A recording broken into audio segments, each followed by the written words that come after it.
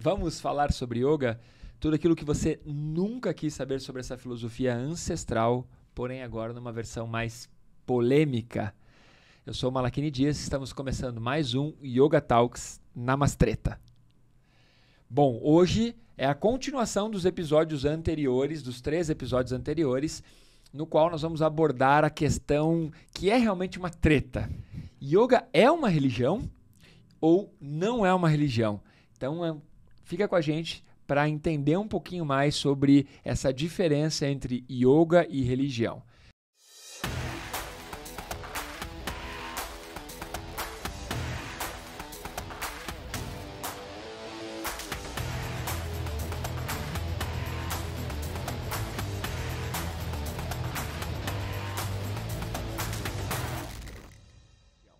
Para falar sobre isso, a nossa queridíssima diva do autoconhecimento, Fer Filippozzi.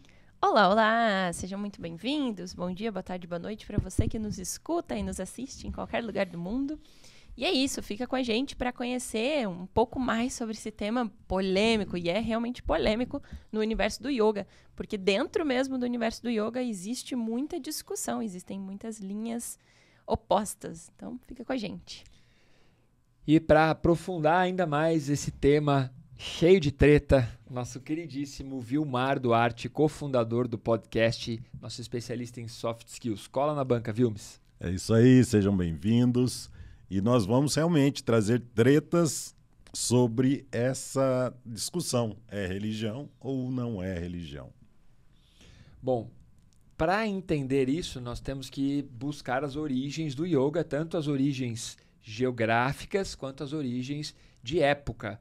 Então, para isso, volta aí 2, 3 episódios, você vai acompanhar o episódio que nós falamos das origens, o local onde o yoga surgiu, já vou dar um spoiler aqui, Índia.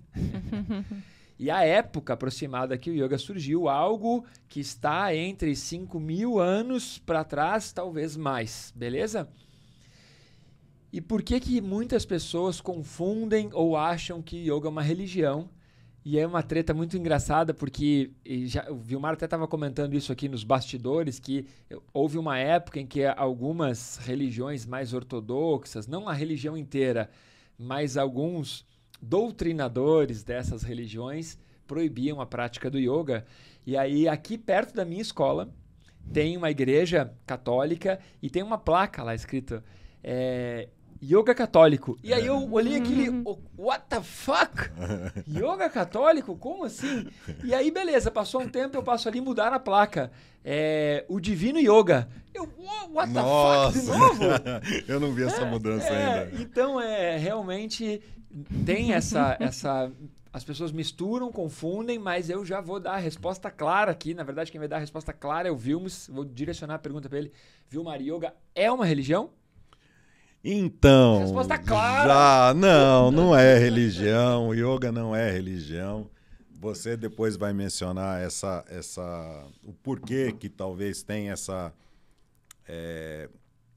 talvez essa confusão um pouco mais profundamente. Mas imagina, a religião, os religiosos, né, que eram os europeus que tinham uma religião propriamente dita. Os hindus também, eles tinham a religião que é o hinduísmo. Na verdade, o hinduísmo é uma cultura, e são várias religiões lá dentro, como o jainismo, o budismo. E aí, os ingleses invasores, eles chegam lá na Índia e vê um monte de sadhu meditando. Eles não enxergam como meditação. Eles entenderam que aquilo era uma prece, uma reza, porque é o que eles faziam. É a percepção, o que dentro da sua cultura se aproxima mais da cultura do outro.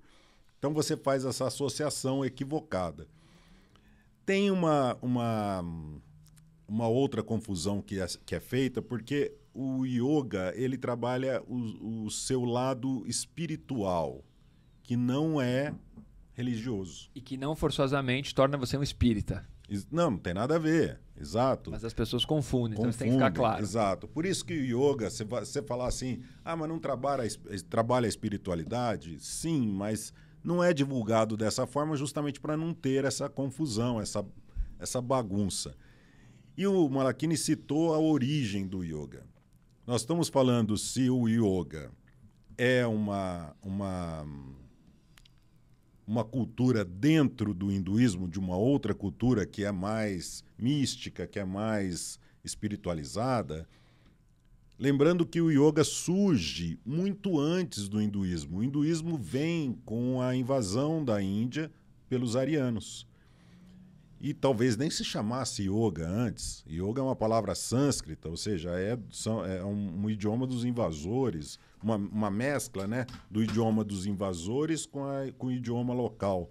Então, o yoga ele era uma prática não religiosa, não tinha essa religiosidade, e aí Fer vai falar um pouco mais sobre isso, não tinha essa religiosidade na origem. E aí depois, com a invasão, vamos usar isso daqui, é uma forma de enxergar o hinduísmo, é uma forma de praticar o hinduísmo, mas na origem o yoga não é religião, de fato. Isso tudo que eu perguntei de forma objetiva, né? Imagine se fosse, Vilmar, seja o mais sobre isso. Discorra sobre o assunto. Não, eu tenho assunto, eu posso falar. Eu posso falar. E é legal a gente até aproveitando, fazer um resgate mesmo de alguns episódios anteriores, desse substrato e berço dessa civilização onde o yoga surgiu. Porque assim a gente entende um pouco mais sobre como eram vistas as coisas naquela época, inclusive o yoga. Então era uma sociedade em que não havia esse aspecto religioso mesmo muito forte. Pelo menos não da forma como nós entendemos a religião. E isso é muito demonstrado através das escavações pela percepção de que não existiam grandes templos. Então, diferente do Egito, por exemplo, em que haviam grandes faraós. Então, o faraó era aquela personificação de Deus na terra que governava o poder. Nessa Índia antiga, nessas civilizações dravidianas, não existia isso. Então, não existe essa comprovação de que o poder era centralizado através de um Deus. E isso já demonstra aquela própria civilização, em que não havia essa religiosidade mesmo dominando a sociedade. Então, consequentemente, as práticas também não eram baseadas nesse Deus, da forma como nós entendemos. E eles, na verdade, cultuavam aspectos da natureza. Então, cultuavam o sol, a lua, todas as forças da natureza. Não necessariamente uma pessoa divina como nós entendemos.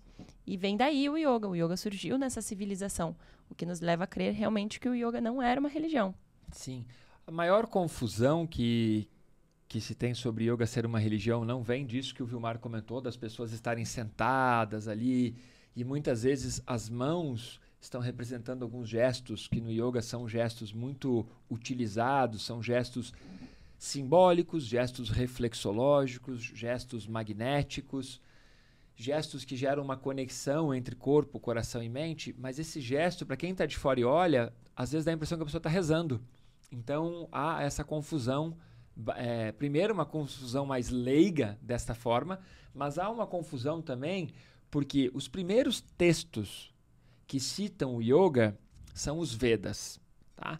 E quando os Vedas surgiram, o hinduísmo já estava configurado, ou seja, o hinduísmo ele é dividido em dois grandes períodos.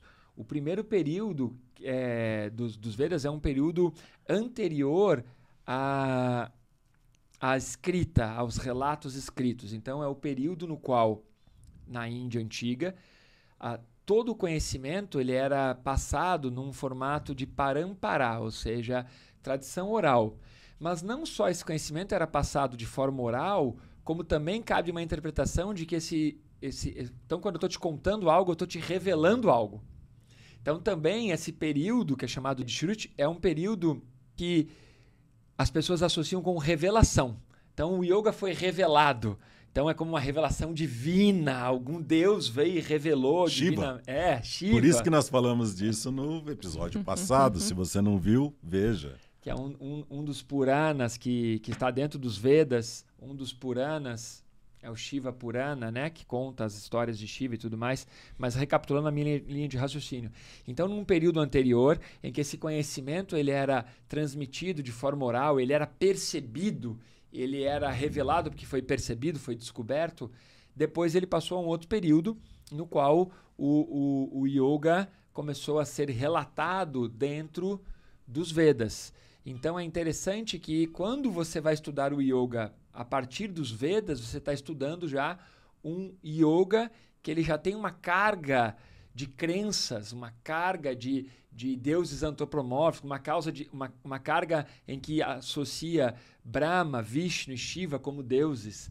E aí traz Shiva como um deus, e aí sim, como Shiva era um deus, ele ensina o yoga aos humanos, aos mortais, e aí tem toda essa divinização do yoga.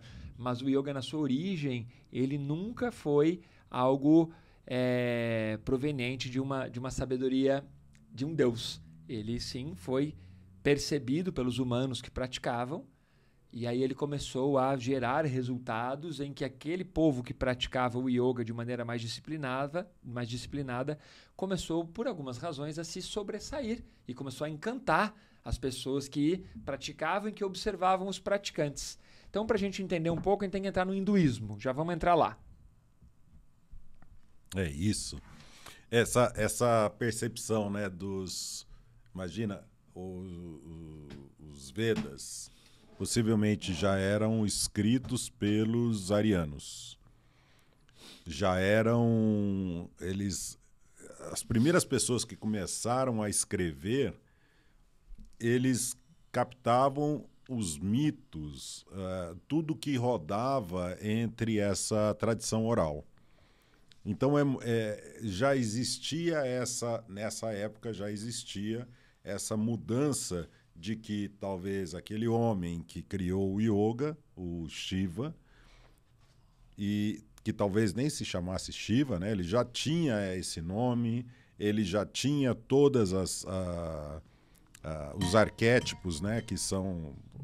A sineta. Já tinha todos os arquétipos, ou boa parte dos arquétipos que já se relatava nos Vedas. E é interessante notar que realmente, por mais que a gente tente fugir da treta de que talvez os arianos tenham se apropriado indevidamente de algo que não era deles, ainda que a gente não entre nessa treta, ainda que eles tenham realmente de forma de boa fé pego alguns aspectos dessa civilização que eles dominaram, que eles achavam bons, ainda assim, ainda que na boa fé eles tenham querido passar isso para textos escritos, como forma de manter esse algo que eles consideravam bom, ainda assim eles fazem com base na própria percepção que eles têm. Então, com base em toda a interpretação que eles fazem das coisas, de acordo com a civilização em que eles mesmos viviam, que já era uma civilização que cultuava deuses. Tal como nós estamos trazendo todas essas explicações, Exatamente. essa teoria, de acordo com as nossas percepções, os nossos As nossas paradigmas, interpretações. as nossas interpretações atuais. Então vamos deixar um pouco mais claro aqui essa parte. O hinduísmo, eu vou usar como base aqui, tá, o Tratado de Yoga. Eu deixo a dica aqui, existe a versão online do tratado, você pode comprar, a versão em papel ela é um investimento maior e a versão online já está mais atualizada. Fica a dica aí para você buscar esse livraço. Uhum. Logo no início do Tratado de Yoga, ele traz as origens. E ele traz de uma maneira muito didática a explicação do hinduísmo. Então, o hinduísmo ele se divide em dois grandes períodos. O período chamado Shruti, que é o mais antigo, e o período chamado Smriti, que é o mais recente. O mais recente, ainda assim, são vários mil anos, tá? Para você entender, né? Não é recente uma década, um século. O Shruti, que é a parte mais antiga, cujas raízes se localizam antes da nossa era, ou seja, antes de Cristo, e o Smriti, então, já está mais próximo da nossa realidade. Nessa categoria chamada de Shruti, estão os Vedas. O que são os Vedas? São os livros, vou abrir aspas aqui, sagrados do hinduísmo. Sagrados tem que entender não apenas no aspecto religioso, mas sagrado porque conhecimento é muito valioso, é muito sagrado. Então, dentro dos Vedas, nós temos o Rig Veda, Samaveda, Yajurveda e Atharva Veda. Dentro desses Vedas, eu sei que é confuso todos esses termos sânscritos, tá? Mas é aqui que começa a treta. Dentro desses Vedas, existem os ensinamentos relacionados ao hinduísmo, não só ao yoga, ao hinduísmo. Então, medicina, hinos, tudo. E aí, existem dentro dos Vedas as Upanishads. E as Upanishads contêm o yoga. Então, essa é a parte que nós temos que entender que em algum momento o yoga foi registrado. A partir do momento que o yoga foi registrado, ele foi registrado, como a Ferzinha falou, por quem habitava aquela época em que havia a possibilidade de escrever, de escrita, e que já havia uma sociedade toda funcionando com aspectos de divindade, de religião, de cultos. Então, nessas Upanishads são os textos, as escrituras antigas e que contam inúmeros relatos. Dentro das Upanishads existem as Upanishads exclusivas sobre yoga, ok? Esse é um conteúdo mais profundo, não vamos colocar aqui, mas no nosso grupo do WhatsApp a gente pode colocar o nome de todas as Upanishads que trazem yoga para quem quiser se aprofundar. Já na segunda etapa, já vou passar a bola aqui, já na segunda etapa, que é o Smriti, que é o conhecimento mais recente, o hinduísmo ele é dividido entre Itihasas, que são os grandes épicos, por exemplo, Mahabharata, é um mega épico que conta a história da Índia, e o outro épico é o Ramayana. Dentro desses textos tem os Puranas, que são os contos, aí entra. A Ferzinha me perguntou esses dias, onde eu acho esses Puranas, como é que eu aprofundo, como é que eu estudo? Está aqui, ó, a lista de todos os principais Puranas relacionados ao yoga e relacionados à mitologia. Shiva Purana, Ganesha Purana, Garuda Purana, que vai contar a história da ave, que é um dos principais veículos de Vishnu, e assim por diante. Então você consegue estudar e aprofundar o yoga, e aí surgem tantas tretas. Por que surgem tantas tretas? Porque nesses Puranas relatam Shiva como um deus. Então eu pratico yoga, eu vou estudar o yoga através dos Vedas, através dos Puranas. Eu vou encontrar Shiva como um deus que ensinou o yoga aos seres humanos. Então é uma religião. E aí começa toda essa treta. E aí começa aquela treta de falar namastê. O Deus que está em mim, salve o Deus que está em você. É um carinho. Quando eu cumprimento a pessoa falando namastê, eu entendo que é um carinho, que é um respeito, mas você também tem que tirar todo esse aspecto de achar que toda vez que um indiano fala namastê, ele está dizendo, eu reconheço em você o mesmo Deus que está em mim. Não, vamos nessa, vamos seguir. Não passa de um oi. Oi, eu te saúdo. Um oi carinhoso. Mas vamos entender que quando a pessoa realmente ela incorpora aquilo de uma maneira mais formal, ela é um oi mais educado. É um oi assim, ó, eu tô prestando atenção em você. É um oi tipo, oi. Mas não passa de oi. Exatamente. Exatamente. E namastê é em hindi. Namastreta. Namastreta. Então é em hindi. Se você quiser utilizar um termo mais culto, aí é namaskar ou namaskara. Aí é em sânscrito. E é um termo que você percebe que as pessoas que são mais eruditas na Índia, as pessoas de castas superiores, elas se cumprimentam dessa forma. Eu queria dar uma devagada aqui. Por favor. Vamos falar de surf. Não, uma devagada no nosso assunto, tá né? Tá bom. E me parece, assim, que quanto mais a sociedade foi se afastando da própria natureza e dessa integração com todo o meio em que nós vivemos, mais foi sendo necessário trazer aspectos divinos e sagrados e, enfim, de algo maior e de uma fé para que a própria sociedade conseguisse se manter. Como se a gente precisasse disso. Eu preciso acreditar que existe algo maior para realmente conseguir levar a minha vida, porque a minha vida está sem sentido, tá vazia, está desconectada dessa natureza, não tem essa integração. Não sei se faz sentido, não sei se não, mas é uma percepção assim que eu tenho dessa mudança toda também. E porque é muito mais fácil... Não sei se é fácil a palavra, mas vamos manter ela. É muito mais fácil você explicar certas coisas que você não compreende por um ponto de vista baseado numa crença, do que baseado num conceito que é o Samkhya na cultura hindu. O Samkhya, então, dentro do hinduísmo, o Samkhya traz um conceito de precisão, um conceito de... É tão naturalista, mas ele traz um conceito de precisão, ou seja, eu vou te dar uma explicação e eu vou te responder a sua dúvida com uma precisão a tal ponto de que se eu não sei, eu digo, não sei. Não sei. Agora, já na crença, como eu vou te responder alguma coisa, eu mesmo não sabendo, eu construo uma história, uma crença de que eu creio, por isso é crença, eu creio que é assim. Então é mais fácil você educar, por assim dizer, não é educar, né, mas é você conduzir civilizações, conduzir aldeias, conduzir pessoas baseadas em crença do que em fatos. E é por isso que por muito tempo as religiões eram contra a ciência. Até um determinado momento em que as religiões, principalmente a religião mais abundante aí que nós temos, teve que aceitar a ciência e aí começou a andar de mãos dadas e se ajustar para que esses fatos eles deem mais valor do que as crenças, né?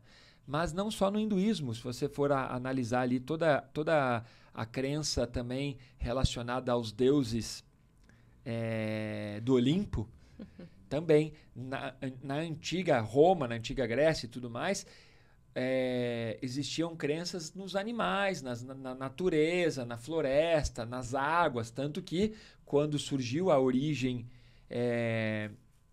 como é que é o nome daquele guerreiro lá que o Brad Pitt interpretou? Aquiles. Quando surgiu a lenda de Aquiles, a mãe de Aquiles banhou Aquiles num rio sagrado. E aí mergulhou ele nesse rio sagrado. Quando tirou ele desse rio, ele estava dotado da imortalidade. Era o rio que era sagrado. Não tinha nenhuma flecha que eu acertasse. Mas como ela segurou ele pelos calcanhares para mergulhar de cabeça no rio, quando ela puxou, só os pés e o calcanhar não foram banhados pelas águas sagradas. E aí por isso o calcanhar de Aquiles. Mas já demonstrava que a natureza era divina. Depois começou a se tirar cada vez mais o poder da natureza e começou a se colocar em deuses que se pareciam a imagem e semelhança, né? E como não ser divino, né? Um rio, ele banha o seu corpo, ele te mata a sede, ele rega a lavoura, não tem como desassociar, né? Ele tem que ser sagrado. Então, todos os elementos da natureza tinha essa não deidade, mas não eram uma sagrados. divinização, eram sagrados. Como o sol. Como o sol. Depois de um tempo, ele passou a ser divinizado, mas era sagrado, porque ele aquecia, ele permitia a vida, tudo mais. Voltando e saindo da divagação da Ferzinha, né, uma boa divagação, bom, yoga não é uma religião. Pode ser praticado por adeptos de qualquer religião. Pode. Não é uma religião. Mas é uma filosofia de vida, é um estilo de vida que tem determinados preceitos que vão conduzir a sua vida de uma determinada maneira. Porém, há uma diferença muito grande entre praticar yoga e ser um yogin. Praticar yoga é o que a maior parte das pessoas faz. Vai a uma escola de yoga ou a uma academia e faz 2, 3 vezes por semana. Ou contrata um personal, pode me contratar, fica a dica, para fazer a aula 2, 3 vezes por semana.